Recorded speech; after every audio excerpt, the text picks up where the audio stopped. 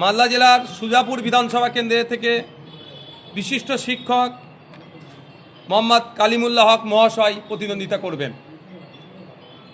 নদিয়া জেলার পলাশীপাড়া বিধানসভা কেন্দ্র থেকে আমাদের পার্টির পক্ষ থেকে যাকে আমরা নমিনেট করছি বিশিষ্ট শিক্ষক শামসুর আলী মল্লিক সাহেব।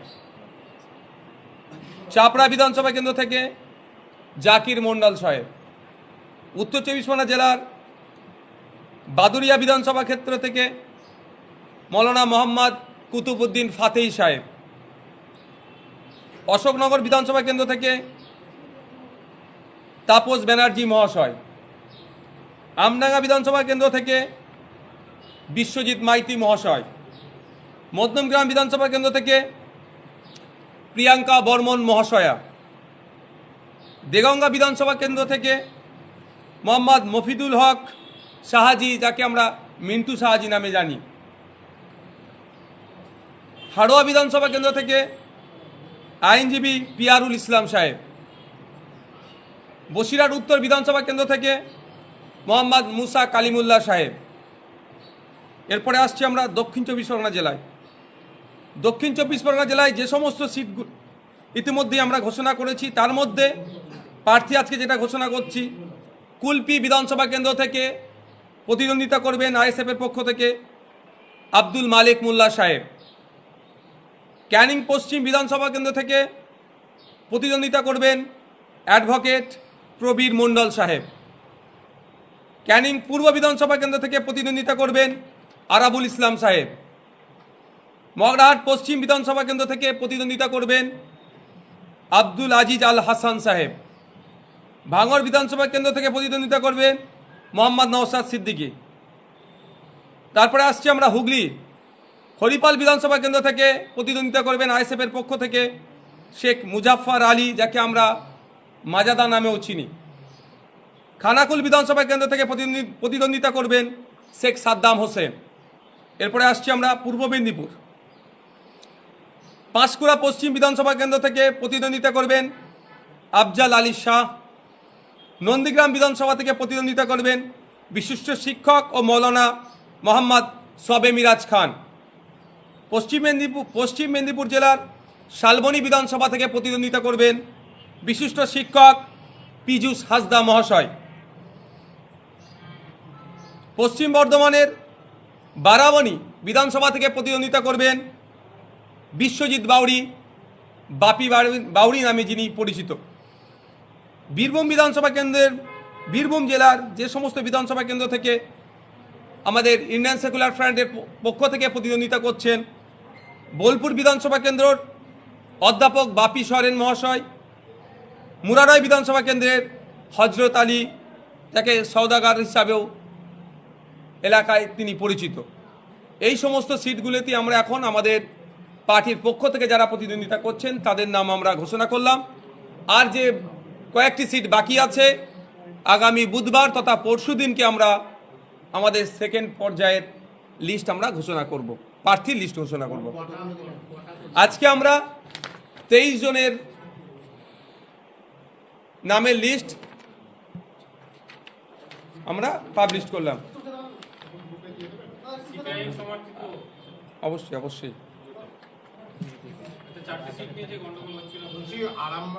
বলছি, এটা একটা ছবিটা নিয়ে নিন।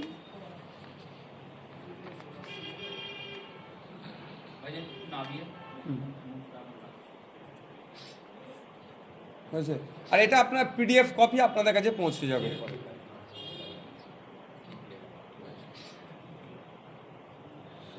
ঠিক আছে, এই পিডিএফ কপিটা আপনাদের কাছে পৌঁছে যাবে।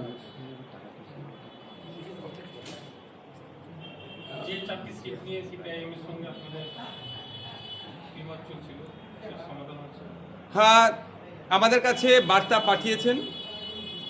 আমরা বৃহত্তর স্বার্থে বিজেপি এবং তৃণমূলকে পরাস্ত করার জন্য এখনো পর্যন্ত আমরা মধ্যখানে একটা দিনের জন্য রাখছি। আগামীকাল নয়, আমরা আগামী পরশু দিন আমাদের সেকেন্ড পর্যায়ের আমরা প্রার্থী লিস্ট ঘোষণা করব। নিশ্চিতভাবে আমরা আমাদের দিক থেকে যাতে এই স্মুথলি এটা হয়, কারণ দীর্ঘ প্রায় 7 মাস ধরে কোনো ধরনের ইগো না রেখে একাধিকবার আমি এবং আমাদের রাজ্য নেতৃত্বরা লেফট ফ্রন্টের অফিসে গিয়ে সেখানে সিনিয়র মোস্ট লিডারদের সাথে বসে এটাকে একটা সুন্দর শেপ দিতে চেয়েছি। শেষ পর্যায়ে এসে কোনো রকমভাবে না এটা ব্যাঘাত ঘটে, সেই জন্য আমরা মধ্যখানে একটা দিনও রাখছি। আশা করব বামেদের কাছে শুরু থেকে আমরা যে ডিমান্ড রেখে এসেছি যে উত্তর 24 পরগনার ক্ষেত্রে বিগত নির্বাচনে যে 7টি সিট আমরা দিয়েছিলাম এবারেও সেই 7টি সিট দেব, এবং একটি সিট যেটা হচ্ছে বাদুড়িয়া, বিগত নির্বাচনে বিধানসভা নির্বাচনে সেই সিটটি আমরা ক্লেম করলেও সেখানে কংগ্রেসের পক্ষ থেকে আব্দুল সত্তার সাহেব দাঁড়াবেন বলে আমাদের কাছে স্পেশাল রিকোয়েস্ট করেছিলেন। তার অন্যতম হচ্ছে মাস্টার সাহেব আমাদের শামসুল আলী মল্লিক সাহেবের মাধ্যমে আমাদের কাছে স্পেশাল রিকোয়েস্ট করার জন্য আমরা আব্দুল সত্তার সাহেবের সম্মানার্থে ওই সিটটা ছেড়েছিলাম। কিন্তু এবছর আমরা ওই সিটটা নিয়ে 8টি সিট উত্তর 24 পরগনা আমরা কোনোভাবেই পরিবর্তন করতে পারবো না, এই মর্মে আমরা জানিয়েছিলাম। তার আগে অনেক সিটের কথা আমরা বলেছিলাম, স্বরূপনগর, রাজারহাট থেকে শুরু করে বাগদা, বনগা, হাবড়ার মতো সিট, আরও অনেক কটা সিট আছে, আপনার সন্দেশখালী, তার অল্টারনেটিভ মিনাখাটাত আমরা গিয়েছি, হিঙ্গলগঞ্জ, বসিরহাট দক্ষিণ। কিন্তু আমরা বৃহত্তর স্বার্থের জন্য সবটাই মিনিমাইজ করে বিগত বিধানসভা নির্বাচনে যে 7টি নিয়েছিলাম সেই 7টির মধ্যে একটা শুধু অল্টারনেটিভ হয়েছে, সেটা হচ্ছে মিনাখা সন্দেশখালীর বদলে। বাকি যে সিটগুলো আছে একটি মাত্র এক্সট্রা নিচ্ছি, যেখানে বিগত নির্বাচনে কংগ্রেস প্রায় 100টি সিট নিয়েছিল, তার মধ্যে থেকে কিন্তু আমরা সেই অর্থে আমরা ক্লেম করছি না। আমরা চাই আমাদের ক্ষুদ্র পরিসর হলেও আমরা লড়াইটা যেন যেখানে আমাদের শক্তি আছে ব্যাপকভাবে দিয়ে বিজেপি তৃণমূলকে পরাস্ত করি, আর যেখানে বামেদের শক্তি বেশি সেই জায়গাগুলোতে আমরা তাদেরকে সহযোগিতা করে তারা বিজেপি তৃণমূলকে পরাস্ত করুক, এই মর্মে আমরা বিগত 7 মাস ধরে লাগাতার আমাদের প্রচেষ্টা চালিয়ে আমরা এই জায়গায় এসে দাঁড়াতে পেরেছি।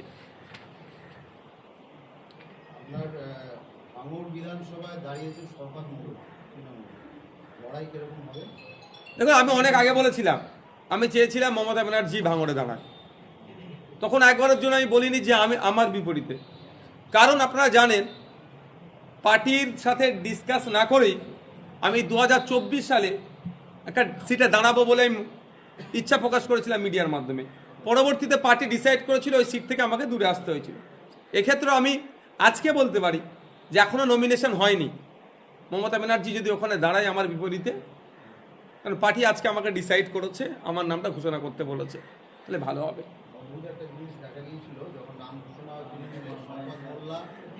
যেই নাম ঘোষণা হলো তারপরেই তার অনুগামীরা বিক্ষোভ শুরু করলো যে তাকে ক্যানিংয়েই রাখতে হবে, তারা ভাঙড়ে যেতে চাইছে না।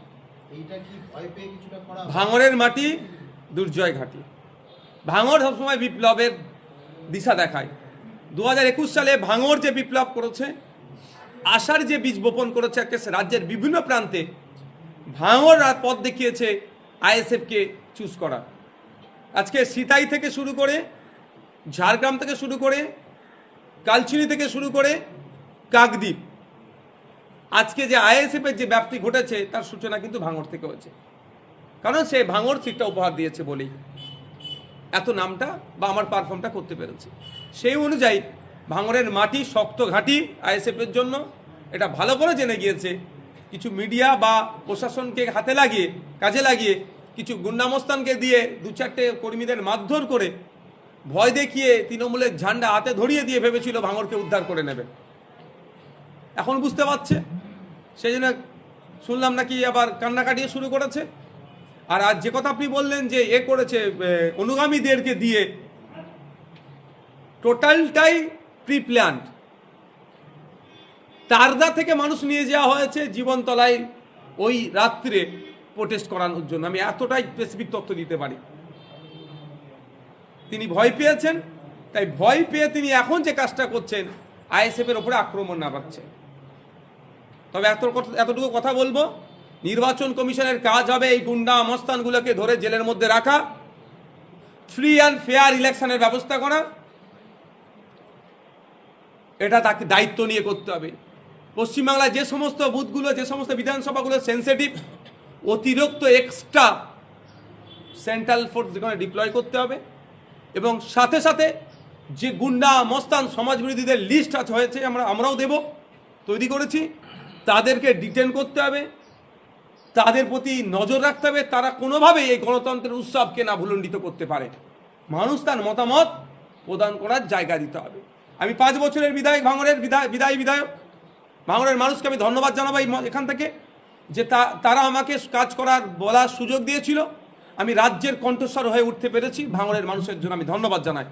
আমাকে যদি তারা রিএলেক্ট করে আরও বেশি করে আমি লড়াই করার সুযোগ পাবো, কিন্তু আমি জোর করে কারো ভোটটা আমি দখল করতে পারবো না, 1 নম্বর কথা। দ্বিতীয় কথা হচ্ছে, ভাঙড়ের মানুষ যে সুযোগ দিয়েছে, আজকে রাজ্যের অধিকাংশ মানুষ যেগুলো জানতো না, বিধানসভার মধ্যে কি হয়, একটা এমএলএর মাইনে কি হয়, একটা বিরোধী এমএলএও কতটা লড়াই দিতে পারে, সরকারকে কতটা নাড়িয়ে রাখতে পারে, সেটা কিন্তু ভাঙড়ের মানুষের জন্য হয়েছে। আর আমি ভাঙড়ের মানুষকে কি দিতে পেরেছি? সময় দিতে পেরেছি, যেটা মডেল আজকে রাজ্যের বিভিন্ন জায়গায় হচ্ছে, দুয়ারে এমএলএ। আমি ভোটের সময় যেভাবে মানুষের দুয়ারে দুয়ারে পৌঁছে গিয়েছিলাম, ভাঙড়ের মানুষকে বলেছিলাম যদি আমাকে সুযোগ দেয় ভোটের পরে 5 বছর মানুষের সাথে থাকবো।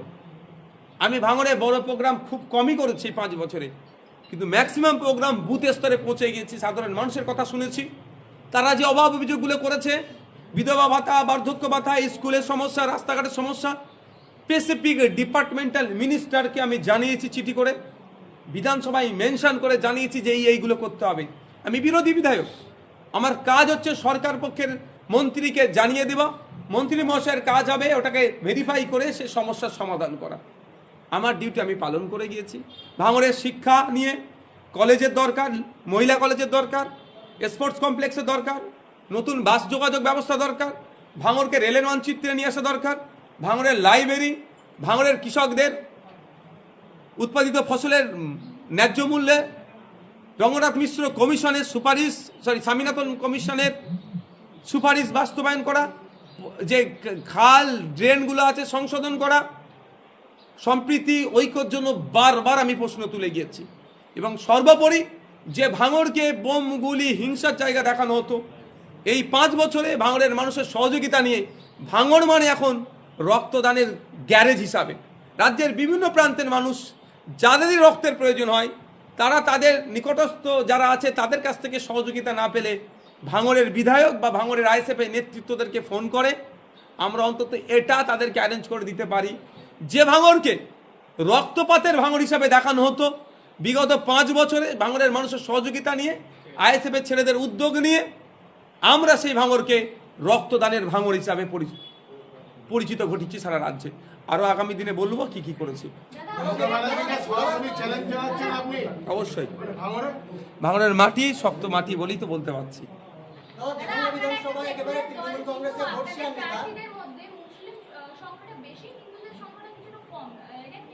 দারুণ কোশ্চেন করেছেন। এই কোশ্চেনটা যেদিন আপনি মমতা ব্যানার্জির সামনে করবেন তার পরের দিন আমি উত্তর দেব। আমি কোশ্চেন আপনি আগে মমতা ব্যানার্জিকে করবেন, তারপরে আমি করব, 1 নম্বর কথা। দ্বিতীয় কথা হচ্ছে আইএসএফ যে সাহসটা দেখাতে পারছে, অন্য তথাকথিত সেকুলার দল সে সাহসটা দেখাতে পারেনি। রিজার্ভ কোটা ছাড়া পিছড়ে বর্গের মানুষকে কোথায় সুযোগ দিয়েছে? 110টা সিটে মুসলিমদের ডমিনেট আছে, সংখ্যালঘু মুসলমানরা ওখানে ডমিনেট করে, কিন্তু সেখানে প্রার্থী সংখ্যা 50-এর নিচে, 47-এ দাঁড়িয়ে গিয়েছে। আমরা তার আবারও বলছি, আইএসএফ এই তত্ত্বে বিশ্বাস করে না যে মুসলিম বিধায়ক বেশি বিধানসভায় গেলে লাভ হয়ে যাবে, এসটি বিধানসভায় গেলে লাভ হয়ে যাবে, এসসি বিধানসভায় গেলে লাভ হবে। কারণ আমরা জানি প্রায় 16টা এসটি বিধায়ক ছিল বিধানসভার মধ্যে, কিন্তু ফেক এসটি এসসি সার্টিফিকেট নিয়ে খুব অর্থে তারা কথা বলেনি। 68 জনের কম করে 68 জন এসসি সমাজের বিধায়ক ছিল, তারা 22% এসসি যে সংরক্ষণ আছে সেখানে নন এসসিরা চাকরি করে নিচ্ছে, সেই নিয়ে কথা বলতে শুনিনি। 43 জন মুসলিম বিধায়ক ছিল, আইনি সত্তা থেকে শুরু করে মাদ্রাসা শিক্ষা ব্যবস্থা থেকে শুরু করে আলিয়া ধ্বংস হয়ে যাচ্ছে থেকে শুরু করে যেভাবে প্রতিনিয়ত বিজেপির নেতারা মুসলিম সমাজ সম্পর্কে কুকথা বলে বেড়াচ্ছে। ইভেন শুভেন্দু অধিকারী মহাশয় তার প্রতিবাদ করতে দেখিনি। ইভেন যখন বলেছিল শুভেন্দু অধিকারী মহাশয় যে তারা ক্ষমতায় আসলে তৃণমূলের মুসলিম বিধায়কগুলোকে চাংতলা করে রাস্তায় ফেলে দেবো, এটা নিয়েও একটা শুভেন্দুবাবুর বিরুদ্ধে কন্ডেম করার জন্য বিধানসভাতে স্পিকার স্যারের কাছে একটা কাগজ পর্যন্ত জমা করতে পারেনি। সুতরাং ধর্ম বর্ণ নির্বিশেষে এর ঊর্ধ্বে গিয়ে মানুষের জন্য যারা কাজ করবে তাদেরকে আমাদের পার্টির সাথে যারা যুক্ত হয়েছেন বা কাজ করছেন তাদেরকে আমরা নমিনেট করছি। আপনি দেখতে পারেন ফার্স্ট পেজের আমাদের, সেকেন্ড পেজে আপনারা দেখতে পারেন। নিশ্চিতভাবে আমরা আমাদের সর্বোচ্চ দিয়ে আমাদের কাজের মাধ্যমে আমরা প্রমাণ করতে চাই। যোগদান করলেন এবং আপনারা দেগঙ্গা থেকে তাকে আইএসএফ এর প্রার্থীতে একেবারে মনোনয়ন দিলেন, এটা কি আইএসএফ এর মাস্টার স্ট্রোক? আপনারা যেমনভাবে এটা ব্যাখ্যা করবে, আমরা সবসময় বলে এসেছি একটা কথা, যে আমাদের পার্টির বুথ থেকে শুরু করে রাজ্য নেতৃত্ব পর্যন্ত আলোচনার মাধ্যমে আমরা কাজ করি। যেখানে আমাদের অবজারভার ছিলেন দেগঙ্গার শামসুর আলী মল্লিক সাহেব, দায়িত্বে ছিলেন। বুথের স্তর থেকে আমাদের অবজারভার মানে বিধানসভা পর্যন্ত যে কমিটি আছে আমাদের আলোচনা হয়েছে, তিনারা আলোচনাতে এগ্রি করেছেন এবং আমাদের অবজারভার সাহেব যিনি আছেন তিনিও তাদেরকে কনভিন্স করাতে যতটুকু পেরেছেন আমরা ওখানে দিয়েছি। আমাদের লড়াইটা হচ্ছে গণতন্ত্র রক্ষার লড়াই, এবং এই গণতন্ত্র রক্ষার লড়াইয়ে যারা আইএসএফ এর আদর্শ মেনে আইএসএফকে গ্রহণ করতে চাইবে তাদেরকে আমরা নিশ্চিতভাবে সম্মানিত করব।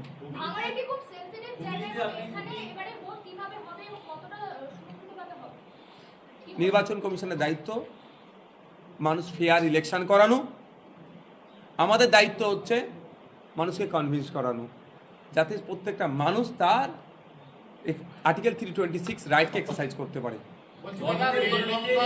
আপনি লড়াই করছেন, আপনার দল লড়াই করছে, কিন্তু এই হুগলি লোকসভা কেন্দ্র শ্রীরামপুর, তাতে আপনাদের যে প্রার্থী ছিল শাহরিয়ার মল্লিক, তিনি গতকাল যে প্রার্থী ঘোষণা হয়েছে হুমায়ুন কবিরের দলে, তার নাম দেখা যাচ্ছে শ্রীরামপুর বিধানসভাতে।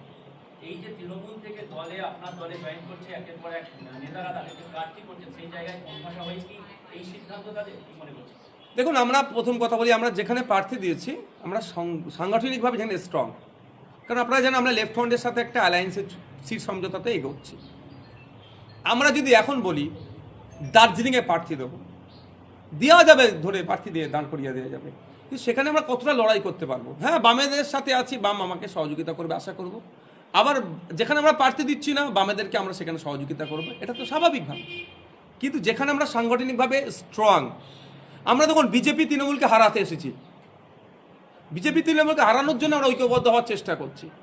ফলে আমাদের যেখানে সংগঠনে স্ট্রং, খাতাই কলমে গেলে আইএসএফ এর নেতৃত্বরা গেলে ভিড় হবে, আমরা ওটা জানি ভালো করে, কিন্তু খাতাই কলমে যেখানে আমরা স্ট্রং সেই সমস্ত জায়গাগুলোকে আমরা প্রার্থী দিচ্ছি। এবার জোটের স্বার্থে অনেক স্ট্রং জায়গাকেও আমাদেরকে ছেড়ে দিতে হচ্ছে। সেই অর্থে আপনি যদি বলেন শ্রীরামপুরের কথা, শ্রীরামপুরে আমাদের একটা অঞ্চলে খুব ভালো কাজ হচ্ছে, তবে একটা অঞ্চল নিয়ে একটা বিধানসভাকে তো ঘেরা, সেই অর্থে বিজেপি তৃণমূলের বিরুদ্ধে লড়াইটা একটু দুর্বল হয়ে গেল। না না, আমাদের হ্যাঁ, একটা বিধানসভা, একটা তখন 7টার মধ্যে 6টা স্ট্রং আছে, 6টা যখন একাধিক, তখন আমার অ্যাভারেজ যখন বেশি হয়ে যাচ্ছে, তাহলে আমি তো কন্টেস্ট করবোই। বলছি দাদা, দেগঙ্গা, ক্যানিং পূর্ব এবং হরিদ্বার এই তিনটে জায়গায় আপনারা যাদের প্রার্থী করেছেন, সত্য তারা অন্য দল ত্যাগ করে আপনাদের দলে যোগদান করেছে। সেখানে আপনাদের সংগঠন ছিল, সেই সংগঠনের যারা কর্মী তারা কি এটাকে মেনে নেবে? কারণ আমরা বিজেপি বা তৃণমূলের ক্ষেত্রে দেখেছি অনেক ক্ষেত্রে বহিরাগত প্রার্থী আনা হয়েছে বা সংগঠনের লোক নয় বলে বিক্ষোভ হচ্ছে, সেই সম্ভাবনা কি আপনাদের দল? আইএসএফ একটা আদর্শ ভিত্তিক রাজনৈতিক দল, কি করছি না করছি বুথ স্তর থেকে আমাদের রাজ্য স্তরে পর্যন্ত আগে আলোচনা সমালোচনা ডায়লগ বিনিময় হয়, তারপরে আমরা সেখানে প্রেজেন্ট করি। অন্য দলের মতো এখানে এটা হবে না, আপনারা নিশ্চিন্তে থাকুন। ধর্মের রাজনীতি হয়েছে, বিভিন্ন জায়গায় গন্ডগোল হয়েছে। গতকাল পান্ডুয়াতে একটা গন্ডগোল হয়েছে দুই গোষ্ঠীর মধ্যে হরিনাম সংকীর্তনকে কেন্দ্র করে, সেখানেও হয়েছে। আগে তো তৃণমূল সরকার ছিল, এখন ইলেকশন কমিশন, কতটা সাকসেসফুল মনে হয়েছে? দেখুন, একটা কথা বলি, আমি দেখলাম নন্দীগ্রামে একটা ঠাকুরের মাথা ভেঙে দিয়েছে। ইভেন আজকে এখন কথা বলছি, একটু আগেই ঘটনা ঘটেছে অশোকনগরে, সেটা আমরা কন্ট্রোল করছি। আমি মিডিয়ার মাধ্যমে সাধারণ মানুষের উদ্দেশ্যে একটা কথা বলবো, রাজনৈতিক কারবারিরা রাজনৈতিক ফায়দার জন্য, রাজনৈতিক স্বার্থ চরিতার্থের জন্য রাতের অন্ধকারে মসজিদে হয়তো শুয়োরের মাংস, মন্দিরে হয়তো গরুর মাংস রাখতে পারে, ঠাকুরের মাথা ভাঙতে পারে, হাত ভাঙতে পারে, বা মসজিদের কাঁচ ভাঙতে পারে, বা ফেক আইডি বানিয়ে ইসলাম সম্পর্কে বাজে মন্তব্য করতে পারে, বা হিন্দু সমাজের দেবদেবী সম্পর্কে বাজে মন্তব্য করতে পারে। অনুরোধ এটাই, উত্তেজিত আপনারা হবেন না, মাথা ঠান্ডা রাখুন। আপনারা দীর্ঘকাল ধরে একসাথে সহাবস্থান আছেন, একসাথে বসবাস করে আসছেন, কারো কথা শুনে আপনারা উত্তেজিত হয়ে যাবেন। কেউ যদি ইসলাম সম্পর্কে বাজে মন্তব্য করে, কেউ যদি দেবদেবী সম্পর্কে, ঠাকুর সম্পর্কে বাজে মন্তব্য করে, তাদের বিরুদ্ধে আইনত ব্যবস্থা নেওয়ার জন্য লোকাল থানাতে আপনারা উপস্থিত হন, তবে ভিড় করেও নয়, আমি অনুরোধ করব। এলাকার যারা শুভবুদ্ধি সম্পন্ন মানুষ আছেন তাদেরকে আপনারা পাঠান থানাতে, সে মুসলিম সমাজেরই হোক আর হিন্দু সমাজেরই হোক। যে কুলঙ্গার এই ধরনের হিংসা ছড়াবে তার বিরুদ্ধে উভয় ধর্মের জ্ঞানীগুণী যারা আছেন তারা এক জায়গায় হন, হয়ে অভিযোগটা দায়ের করুন। নাহলে আজকে আপনি ইসলাম ধর্মকে বাঁচানোর জন্য, আজকে আপনি দেবদেবীর সম্মানকে বাঁচানোর জন্য এমন কোনো পদক্ষেপ নেবেন না যারা যারা কুচক্রির জালে আপনারা পড়বেন না, যাতে করে রাজনৈতিক নেতারা এই আপনাকে জালে ফেলে তাদের স্বার্থ চরিতার্থ করে নেবে, কিন্তু আপনার দীর্ঘকালের ঐক্য সম্প্রীতি সেটাকে বিনষ্ট করে দিতে পারে। অনুরোধ এটাই, আমি অনেক আগে, আজ থেকে 6 থেকে 8 মাস আগে কথা বলেছি যে রাজনৈতিক এই নির্বাচনী বৈতরণী পার করার অনেক কৌশল আছে, তার মধ্যে একটা কৌশল হচ্ছে ধর্মীয় জিগির তোলা। এমনি মেরুকরণের রাজনীতি করে দিয়েছে, সেটাকে আটকানো আমাদের অন্যতম প্রধান লক্ষ্য হচ্ছে, হবে, থাকতে হবে। কিন্তু এই মুহূর্তে যেটা চলছে, ফেসবুকে দেখবেন ইসলাম সম্পর্কে 4টে বাজে মন্তব্য করেছে, আর মুসলমান সমাজে যারা মানুষ তারা হয়তো ঠিক করে নামাজও পড়ে না, তাই একদম রেড়ে করে উঠবে। এমন অনুরোধ হচ্ছে, আপনি যদি আপনার দিলে লাগে আপনি আগে করুন, ওটা থানাতে অভিযোগ দায়ের করুন, থানা অ্যাকশন নেবে। ঠিক একইভাবে হিন্দু সম্পর্কে, দেবদেবী সম্পর্কে 4টে মন্তব্য কেউ করেছে, ঠিক করে মন্ত্র পড়তে বললে বেটা মন্ত্র পড়তে পারবে না, বড় হিন্দু এখন সে সাজবে। অনুরোধ তার কাছেও, সত্যিকার যদি আপনি ধার্মিক হন, আপনি প্রশাসনের সহযোগিতা নেন। যে কুলঙ্গার, সে ইসলাম ধর্মে হোক বা হিন্দু ধর্মে হোক বা যে কোনো ধর্ম সম্পর্কে বাজে মন্তব্য করবে, তার বিরুদ্ধে আইনত ব্যবস্থা নেওয়ার জন্য প্রশাসনের দ্বারস্থ হন। আপনারা নিজেদের মধ্যে মারামারি হানাহানিতে জড়িয়ে পড়বেন না, এটা রাজনৈতিক কারবারিদের একটা লাস্ট অস্ত্র, সব অস্ত্র ফেল করেছে। এই নির্বাচনে বিজেপি তৃণমূল ব্যাপকভাবে পরাজিত হবে। বিজেপির কোনো সংগঠন নয়, আর তৃণমূল বিরোধী, এখন প্রতিষ্ঠান বিরোধী ভোট হচ্ছে। ফলে এই দুই দলের, জানি না, আমার কাছে স্পেসিফিক তথ্য নাই বলে বলতে পারছি না, হতে পারে এই দুই দলের শুভাকাঙ্ক্ষীরা দলকে জীবিত রাখার জন্য রাজনৈতিকভাবে এ কাজও করে দিতে পারে। তাহলে এই দুই রাজনৈতিক দলের কারণে আমরা আমাদের 100 বছর 150 বছরের একসাথে যে সহাবস্থান আছি সেটাকে আমরা নষ্ট করবো কেন? বাংলার ঐতিহ্য, বাংলার গরিমা, সম্প্রীতি, ঐক্যর কেন আমরা বিনষ্ট হতে দেব? আপনি চেয়ারম্যান হিসেবে বিভিন্ন জায়গায় প্রচারে যাবেন প্রার্থীর সমর্থনে। আমডাঙ্গাতে ফুরফুরা শরীফের আরেক পীরজাদা, মানে আপনার ভাই দাঁড়িয়েছে, আপনারাও প্রার্থী দিলেন, সেখানে গিয়ে কি বক্তব্য আপনার থাকবে? দেখুন, আমাদের লড়াই তো তৃণমূল কংগ্রেসের বিরুদ্ধে, বিজেপির বিরুদ্ধে। তৃণমূল আর বিজেপির বিরুদ্ধে যেভাবে সব জায়গায় প্রোগ্রাম করছি, বলছি, আমডাঙ্গাতেও বলবো, আমডাঙ্গার মানুষকেও বলবো, আসুন খামচিহ্নে ভোট দিন, খামচিহ্নের কে বিধায়ক করে বিধানসভায় পাঠান, ডবল ডিজিটে আমাদের পৌঁছাতে হবে। আর ডবল ডিজিটে আমরা পৌঁছালেই মমতা ব্যানার্জি তড়িঘড়ি SIR-এর জন্য 250 কোটি টাকা মতো বরাদ্দ করে দিল, 90,000 মতো অফিসার দিয়ে দিল, দিয়ে আর এখন নাটক করছে, এটা বন্ধ আমরা করব। ফেক ST/SC সার্টিফিকেট বাতিল করব, ওবিসি নিয়ে যে নোংরামি চলছে সেটা বন্ধ হবে, মানুষের রুজি রুটি নিয়ে প্রশ্ন হবে। পঞ্চায়েত নির্বাচনে আপনারা ফুরফুরা শরীফের পঞ্চায়েত থেকে আরো 2টি সিট সম্ভবত পেয়েছেন, বামেরাও আপনারা 3টে সিট জিতেছেন, 5টি সিট ভোটের মাধ্যমে 5টি সিট। এই ঠিক বিধানসভা নির্বাচনের আগে আপনারা আইনি লড়াই চলছিল, দীর্ঘদিন আইনি লড়াই করার পরে অবশেষে কোর্ট আমাদের পক্ষে অবশ্যই রায় হবে, সত্যের পক্ষে রায় হবে, কারণ এটা আমাদের প্র্যাকটিসের মধ্যেই আছে। তো আমরা দিয়েছে 7 দিন টাইম দিয়েছে, আমরা সাবমিশন করছি, আমাদের সার্টিফিকেট দিতে বাধ্য। আপনারা বৃহত্তর স্বার্থে জোটের কথা বলছেন, আর সেখানে বেশ কয়েকটি রাজনৈতিক দল রিপোর্ট হচ্ছে, মানে বিমের সঙ্গে হুমায়ুনের জোটের সম্ভাবনা, সেটা তো ভোট কাটাকাটি আলাপ হয়ে চলে আসছে। দেখুন, কে কার সাথে জোটে যাবে না যাবে আমরা তো ডিসাইড করে দিতে পারি না, আমরা আটকাতে পারি না। ইলেকশন কমিশন অফ ইন্ডিয়ার আপনি ওয়েবসাইটে গিয়ে আপনি দেখতে পারেন 2200 থেকে 2500 রেজিস্টার্ড পলিটিক্যাল পার্টি আছে। তো সুতরাং তাদের কন্টেস্ট করার অধিকার আছে। কে কোথায় কন্টেস্ট করবে, কে কে সুবিধা করে দেবে, আমরা একটা রাজনৈতিক দল, আমরা আদর্শভিত্তিক রাজনৈতিক দল, আমরা তাকে কাউকে এরকমভাবে কাউন্টার করতে পারি না। আমি এতটুকুই বলবো, জনগণের হাতে ছেড়ে দিলাম, জনগণ ডিসাইড করবে যে কাকে ভোট দিলে প্রকৃত অর্থে বিজেপি তৃণমূলের বিরুদ্ধে লড়াই করতে পারবে, জনগণ তাকে ভোট দেবে। দলীয় প্রচারে দেওয়াল লেখনে মানে জোটের কথা উল্লেখ নেই, আপনারা জোটের ব্যাপারটা মানুষের কাছে পৌঁছাবে কি হবে, সময় তো কম। মধ্যিখানে একটা দিন নিচ্ছি না আমরা, আগে পরশু দিন তো আমাদের বাকি যে না না অনিশ্চিতের কোনো প্রশ্ন আসছে না। একটু বোঝাপড়ার জন্য যারা যখন বার্তা পাঠিয়েছে, স্বাভাবিকভাবে আমরা 7 মাস অপেক্ষা করলাম, আমরা আমাদের ইগো সরিয়ে দিয়ে 7 মাস কন্টিনিউ যাতায়াত করলাম আলিমুদ্দিন স্ট্রিটে, তাহলে মধ্যিখানে আর একটা দিন দাঁড়াতে পারবো না? সমাধান না করে এই তো 23টা পার্টি কি ঘোষণা করে সহমতের ভিত্তিতে হলো? এই 23টা যেটা হলো হ্যাঁ অবশ্যই। 23টা সহমতের ভিত্তিতেই হয়েছে, তাই তো? হ্যাঁ আমরা যে কটা বলেছি ডে 1 থেকে যে আমরা এই জায়গাগুলো ছাড়তে পারবো না, সেগুলি আমরা ঘোষণা করেছি। কটা হয়েছে? আর বাকি চারটে যেগুলো বলেছিলেন সেগুলো কি আলোচনা চলছে? হ্যাঁ আগামীকাল এই গতকালকে আমাদের কাছে বার্তা পাঠিয়েছিল, ওই জন্য মধ্যিখানে আমরা একটা দিন রেখেছি। প্রচারে তাহলে বুধবার দিনকে সেকেন্ড প্রচারে কি উভয় দলের নেতারাই অংশগ্রহণ এইটা তো স্বাভাবিক। আরো অনেক সুবুদ্ধি সম্পন্ন মানুষ যারা ভোটে কন্টেস্ট করে না, তারাও থাকবে। আব্বাস সিদ্দিকীকে দেখা যাবে প্রচারে, দেখুন না কি কি দলের হয়। প্রতিষ্ঠাতা আপনাদের। প্রাণ পুরুষ দলের আমি পিডিএফ পাঠিয়ে দিচ্ছি। বলছি নীতি নৈতিকতার কথা বলেন, আমরা দেখলাম আরাবুল ইসলামকে প্রার্থী করলেন, আজকে প্রার্থীর নাম ঘোষণা করলেন হ্যাঁ, আরাবুল হ্যাঁ, ইসলামকে। হ্যাঁ। আপনি একসময় বলেছিলেন যে জবসুর এমএলএকে তাকে বললেন দলে দেবেন, আপনার দল, আপনি চেয়ারম্যান সেই দলের, তাকে দলে দিলেন, আজকে তার নামও ঘোষণা করলেন। অবশ্যই। আপনার কোশ্চেনটা কি?